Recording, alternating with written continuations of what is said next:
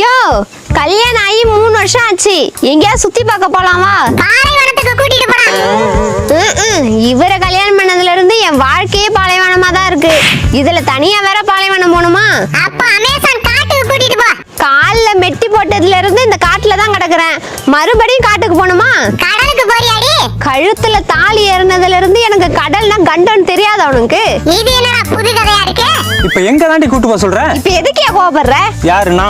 என்னை எங்கேயும் கூட்டிட்டு போக வேணாம். நான் எங்க அம்மா வீட்டுக்கு போறேன். ஏன்டி சோகமா இருக்க? காலையில சமையல் செஞ்சுட்டு இருந்தேன்டி. கையில இருந்த கரண்டிய புடுங்கி போட்டுட்டு புத்தகத்தை கொடுத்துட்டா என் புருஷன். பரவாயில்லையடி, ஓனர் இப்பயாவது உன்னை படிக்க வைக்க நினைக்கிறானே. அப்படிதான் நானும் நினைச்சேன். அப்புறம் தான் தெரிஞ்சது அது சமையல் புத்தகம்னு. இத பார்த்தாவது ஒழுங்கா சம்மனு கொடுத்துட்டு போயிட்டான். அவனெல்லாம் கள்ளி செடியில கட்டி வச்சு கழுதையை விட்டு உதைக்க விடும். ஏண்டா, கடவுள் என்னை விட என் பொண்டாட்டி எதுக்குடா அழகா படைச்சாரு? அப்பதான் ஓனரே நீ அவ மேல பாசமா இருப்ப.